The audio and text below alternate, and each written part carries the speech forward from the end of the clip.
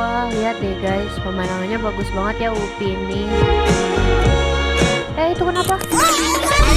Hai guys, kita lagi ada di Museum Pendidikan Indonesia yang ada di Universitas Pendidikan Indonesia. Ya, awas jatuh. Guess it's time for sad boy kiss and tell. You ruined my life, but I wish you well. I lied about that second part, oh well. You quit leaving me voicemails about Kamu you. Nadia ya? Iya. Stop, ulang. Ganti sound. Kamu Nadia ya? Iya. Aku Rama. Kita bakal bertemu di Museum Pendidikan Nasional.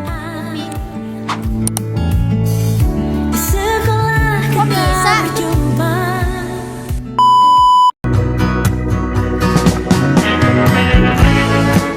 Assalamualaikum warahmatullahi wabarakatuh. Halo teman-teman. Jadi sekarang kita udah ada di Museum Pendidikan UI yang berada di Jalan Setiabudi nomor 299. Museum ini dibangun sebagai bentuk pertanggungjawaban UI sebagai perguruan tinggi yang ikut menjaga dan melestarikan sejarah di bidang pendidikan. Gedung museum ini selesai dibangun pada tanggal 2 Mei 2015. Bertepatan dengan Hari Pendidikan Nasional, masyarakat umum dapat mengunjungi tempat ini dari tanggal 25 November 2015. Penasaran isinya apa aja di dalam? Ikut kita. Jadi sekarang kita lagi beli tiket buat masuk ke museum.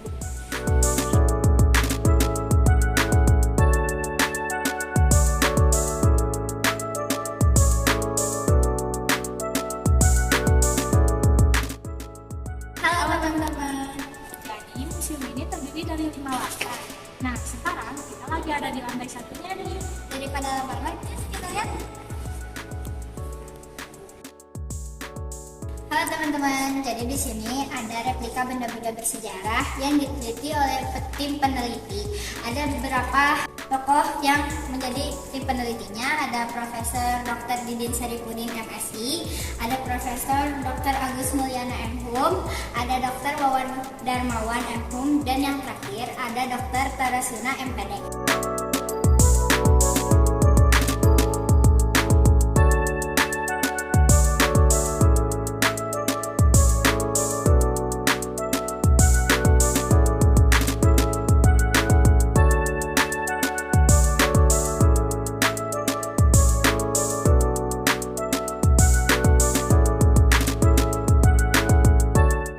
Jadi teman-teman, di sini ada beberapa replika dari era Paleolitik atau masa berburu dan mengumpulkan makanan. Yang pertama ini ada replika kapak penetak. Lalu kita bisa lihat di sini ada replika kapak perimbas. Terus juga ada replika beliung persegi.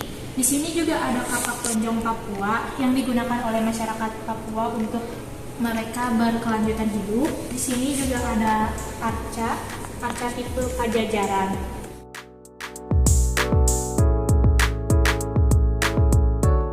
Jadi di sini kita bisa lihat ada replika kehidupan manusia pada masa berburu untuk mengumpulkan makanan yang sangat bergantung pada alam. Mereka bertempat tinggal dalam gua biasanya.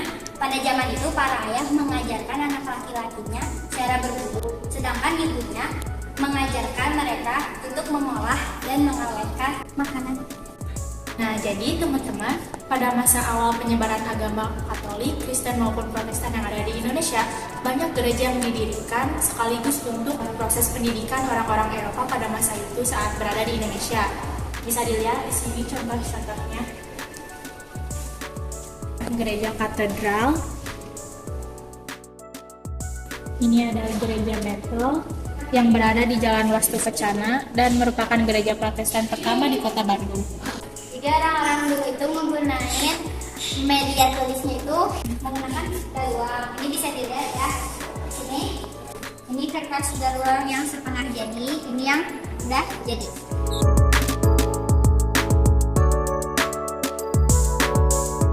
Jadi bisa dilihat ya, ini ada sistem persekolahan di zaman Hindia Belanda. Jadi yang pertamanya ada pendidikan dasar ya, atau disebutnya ELS, Sekolah Rendah Eropa. Yang keduanya pendidikan menengah ya, ada JBSV JBS 3, 4 ya. Terus yang terakhir ini ada pendidikan tinggi, bisa disebut THS, Sekolah Teknik, GHS, ST, Kedokteran, RHS, ST, Sekolah Hukum.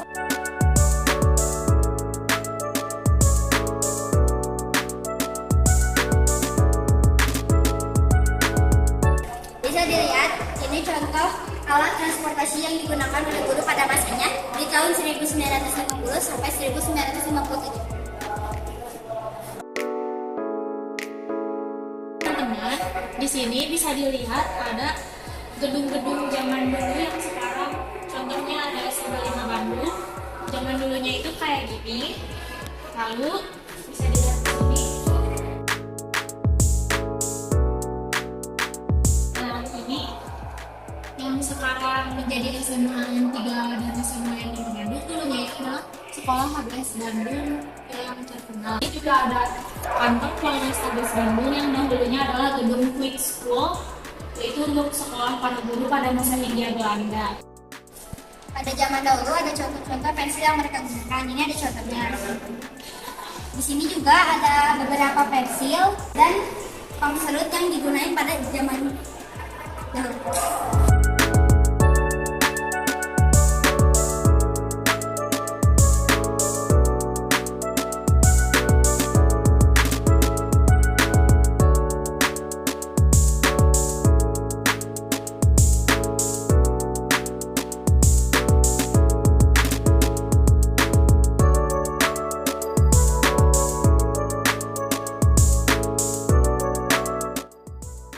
Nah, jadi teman-teman bisa dilihat seragam inilah yang dipakai anak-anak Indonesia zaman dulu. Bisa dilihat dari masa ke masa hingga sekarang seragam SD yang kita biasa digunakan.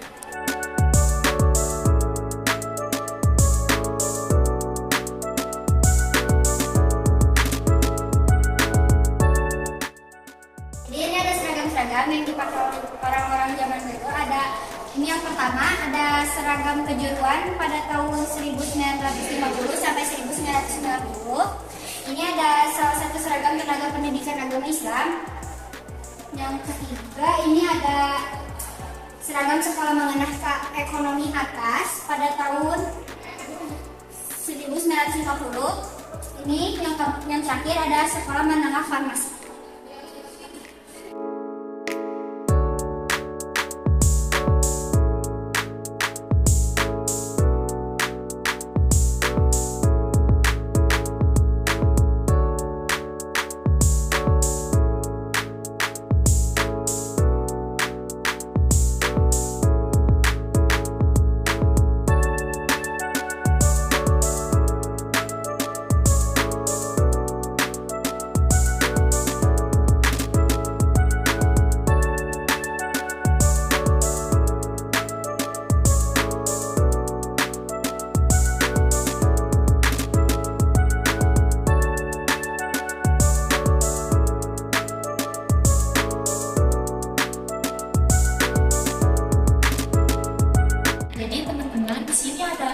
Potret tokoh-tokoh pendidikan yang ada di Indonesia dari masa ke masa, dimulai dari Raja Belantara, terus ada Dr. Sumarjo, ada Tengku Muhammad Hasan, ada Penulis Santoso, ada Tajul Sudarsono, dan hingga sekarang ada Bapak Nadiem Anwar Makarim.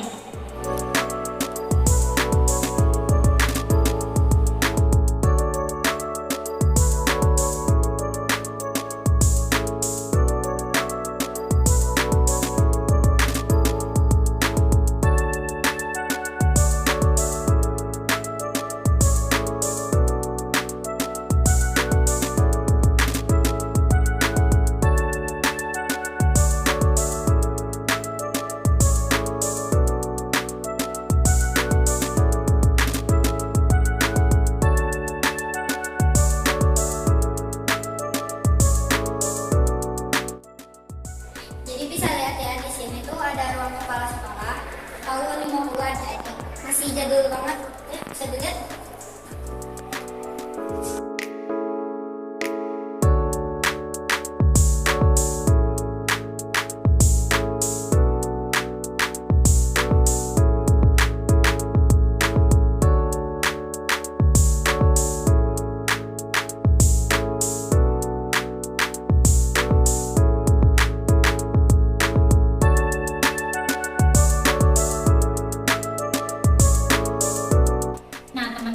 Jadi, pada masa kolonial Belanda, seorang guru itu adalah profesi yang sangat terhormat di kalangan masyarakat.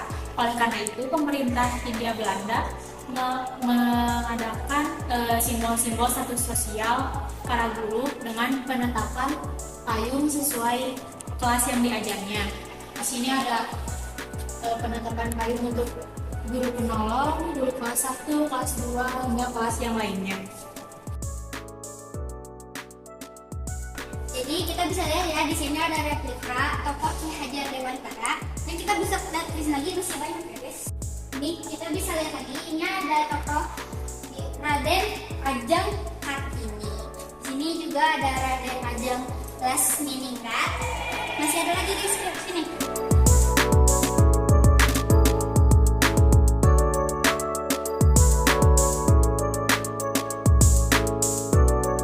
Jadi teman-teman, alat transportasi yang digunakan oleh para guru zaman dulu itu biasanya adalah sepeda. Para guru itu tetap semangat mengayuh sepeda demi mengajari kita semua untuk semangat belajar.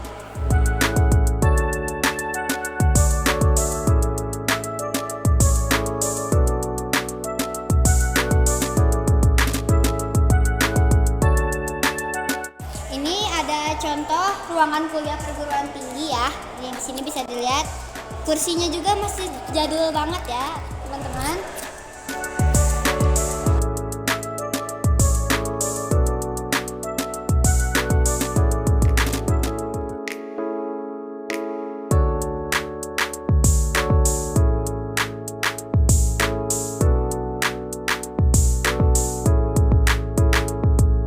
Nah, jadi teman-teman, di sini juga ada berbagai permainan anak yang ada di Jawa Barat. Kita lihat. Di sini ada egrang. Lalu di sini ada rodaan. Juga ada congklak nih. Ada ketapel juga. Nah, di sini ada bakpia. Lalu ada terompah tempurung. Ada kuda lumping juga.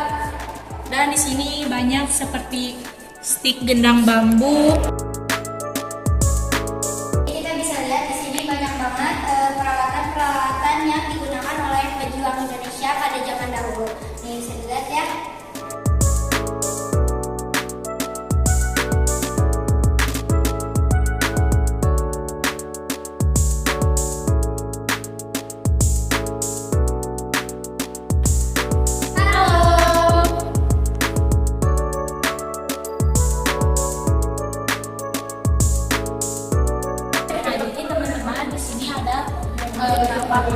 Itu biasanya buat pembelajaran biologi ya.